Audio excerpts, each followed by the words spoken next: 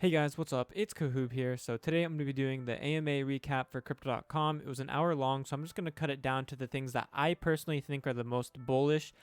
There are some added things they did say in here, and if you want to watch the full video for all the details, you can go ahead and do that. But if you don't have the time, then I'm just going to go ahead and just basically list off what I think is the most bullish and important that they've said. So these are all out of order. I just have a list of things I wanted to mention. I did it in the order that they talked about them in, so I didn't do from least bullish to most bullish or anything like that. Anyways, let's get started into it. So first off, virtual cards in APEC will be in 2022. So, when it comes to virtual cards, I actually personally just got mine. I live in the United States, and virtual cards rolled out recently. I think it like a week ago or something, or maybe less. But I didn't get a virtual card up until today, as it's rolling out slowly to people in the U.S. So it's you might not have it personally, even though you live in the U.S., but you may or may not. But eventually you will get it as it's rolling out to everyone.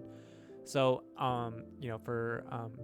they said Canada is actually next for, I think, virtual cards. I think it is, because I know Europe has them, and now the United States has them, and I think Canada is the next to get virtual cards. And Singapore international use is coming for their Visa debit card for Crypto.com's debit card, as they have 2 licenses applied in Singapore, so they're just kind of like waiting, but they are pretty excited to get that out.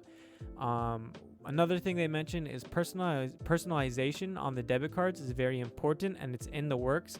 For example, that means like if you want to trade out, let me actually go to the website, but if we go to their debit cards, personalization on the debit cards, on the benefits, on the perks, basically means if you have the Ruby Steel and you never use Spotify, to be able to swap it out for like Apple Music or something like that, or on the Netflix tier to swap this one out for like Disney Plus, something like that, if you don't use Netflix.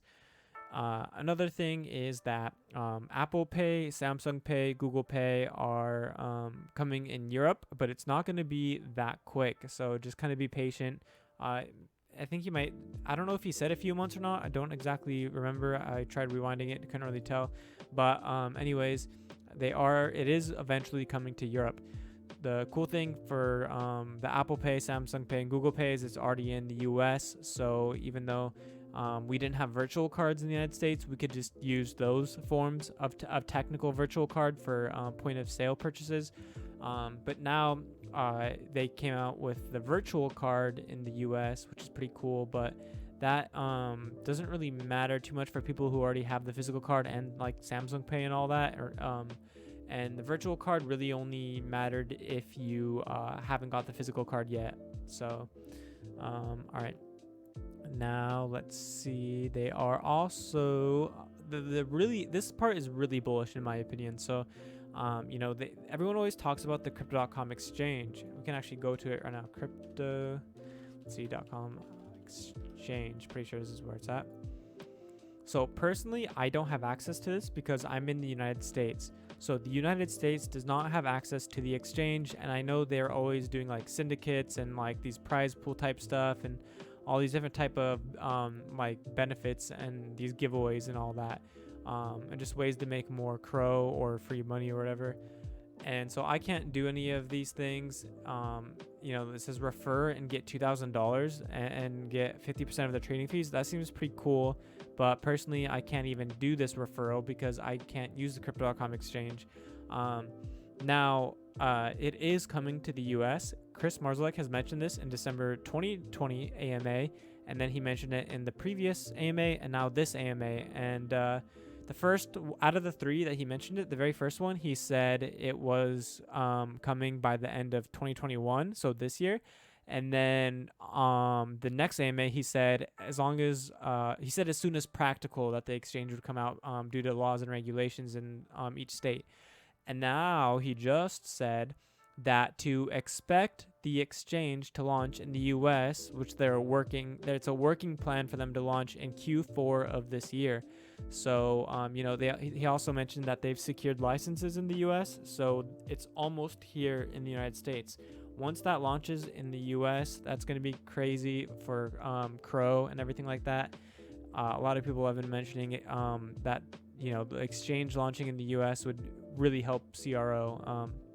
So I could see a lot of people, even people who would hate on it back in the day, they even said if the exchange came to the United States, they would think about rebuying some Crow.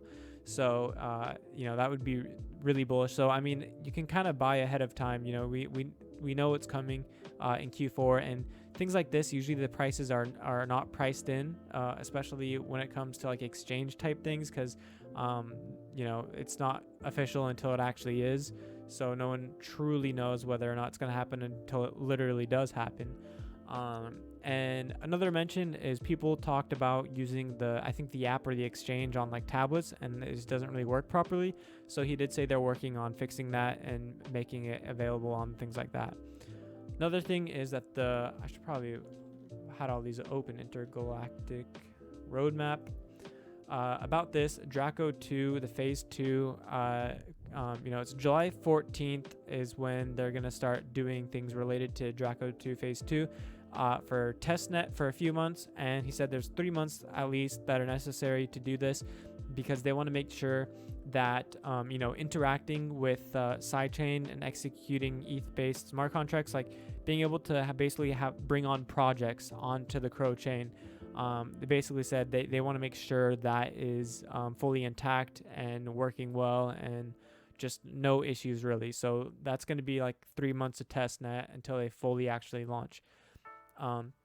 Another thing mentioned was that, so people who are founders of Crypto.com, which basically means back in the day when Crypto.com first ever launched, the Obsidian, all these cards had different names and all that, and I don't know if one of these cards existed or not. I think it was a lot different back in the day. Anyways, I was not there back then in like 2016 or 2017 or something like that when Crypto.com came out, but the Obsidian card used to be called like the founder card or something like that, and you could choose what number you wanted on the card. And this one, if you were a founder, if you got the founder one, you had to pay I think you got to pay a certain amount of Ethereum to get it. Anyways, there's 999 founding members that have this card. Now, of course, you can get the Obsidian Black right now, but you wouldn't be considered a founding member. And so, as there's 999 of them, Chris Marszalek mentioned he may create like a NFT on the Crypto.org chain to have like a unique number of the founder token or something like that. So each founding member can get a free NFT that's unique to them or something like that. Or unique to their card that they got, something close to that, which would be really cool for founding members.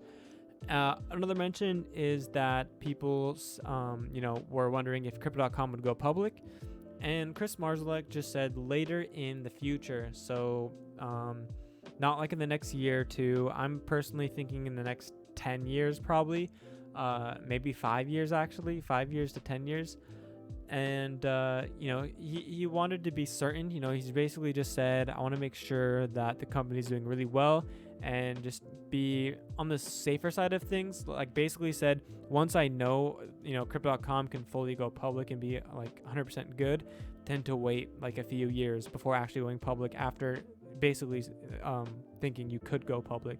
So if you're like, oh yeah, I could go public, just wait 3 years and then go public. Anyways, lastly, I just wanted to mention is that Chris Marszalek did say that the company would not be sold.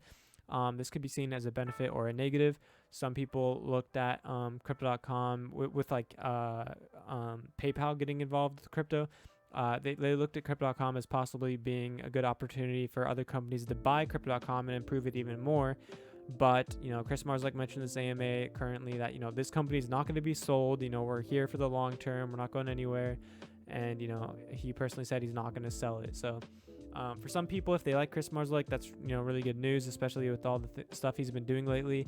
Other people who are from the past where when the company was smaller and had their bumps in the road, those people may not like the fact that he's saying the company will not be sold. But that's usually just the FUDders anyway, so it doesn't really matter what they think.